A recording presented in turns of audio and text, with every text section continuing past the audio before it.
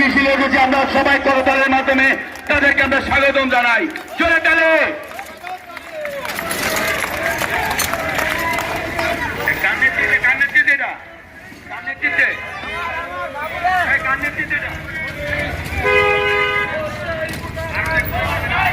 আমাদের যাত্রাবাড়ি আড়তে করিম ভাইয়ের নেতৃত্বে বিশাল একটি মিছিল এসেছে, আমরা সবাই তালি দিই। আপনারা সবাই দয়া করে সবাই বসে পড়েন, চেয়ারগুলো খালি আছে, সবাইকে নিয়ে করিম ভাই সবাইকে নিয়ে বসে পড়েন। আপনি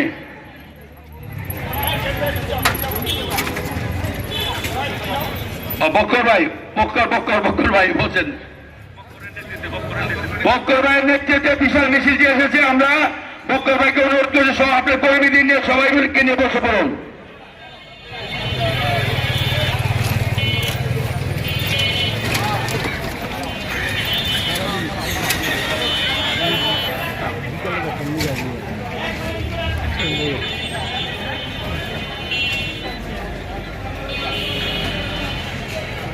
রহিম আপসহীন সংগ্রামের মহানায়ক নবিউল্লাহ নবী আলহাজ নবিউল্লাহ নবী 1955 সালের 3রা জানুয়ারি তৎকালীন তেজগাঁও থানা, বর্তমানে যাত্রাবাড়ি নবীনগর এলাকায় এক সম্ভ্রান্ত মুসলিম পরিবারে জন্মগ্রহণ করেন।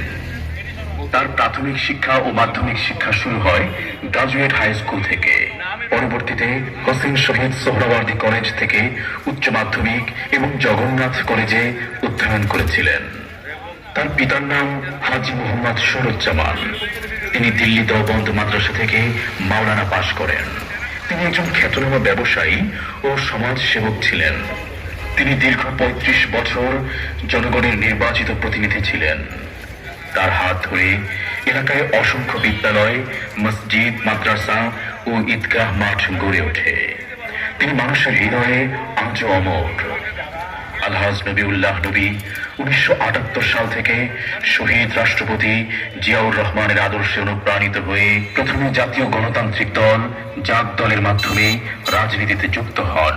সাংগঠনিক কর্মকাণ্ডের মাধ্যমে অল্প সময়ের মধ্যেই তিনি বাংলাদেশ জাতীয়তাবাদী যুবদল বৃহত্তর ডেমরা থানার সাধারণ সম্পাদক হিসেবে নির্বাচিত হন।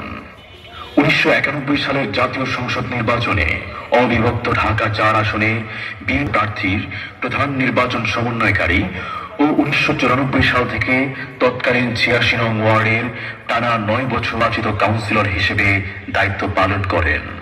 পরবর্তীতে ঢাকা সিটি কর্পোরেশনের ভারপ্রাপ্ত মেয়র ও 1997 সালে বৃহত্তর ডেমরা থানা বিএনপির সভাপতি ও ঢাকা মহানগর বিএনপির যুগ্ম সাধারণ সম্পাদক হন।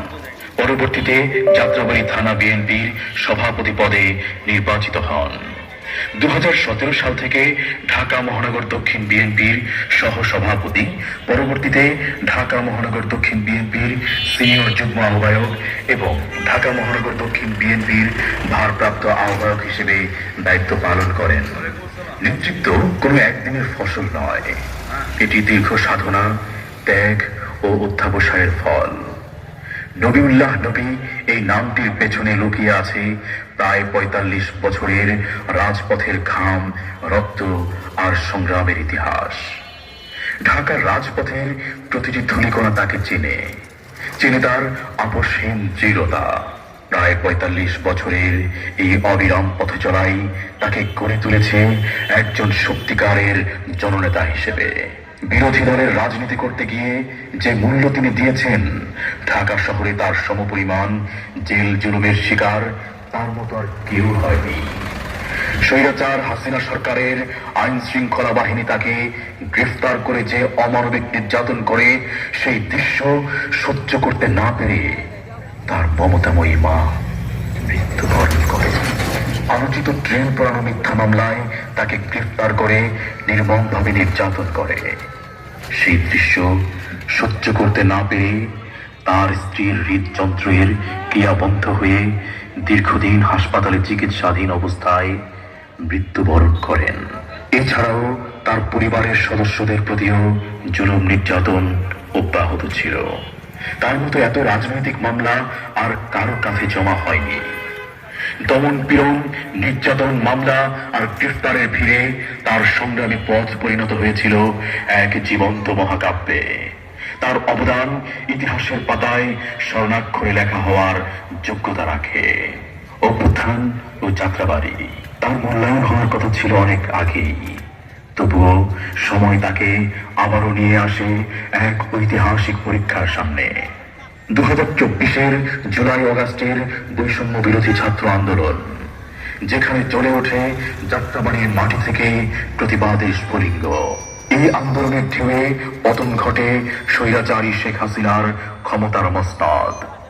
এই উত্তাল আন্দোলনের প্রতিটি ধাপে, প্রতিটি মুহূর্তে নবিউল্লাহ নবী ছিলেন অগ্রগামী, ছিলেন আপোষহীন সংগ্রামের সম্মুখ সারিতে, স্বীকৃতি ও সমাপ্তির কান্ডারি হিসেবে।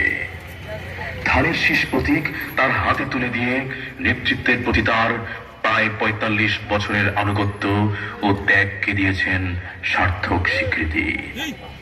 ঢাকা ৫ আসনে তার মনোনয়ন শুধু রাজনৈতিক দায়িত্ব নয়, এটি তার দীর্ঘদিনের আন্দোলন সংগ্রামের ন্যায্য প্রাপ্তি, ত্যাগের পরম অর্জন।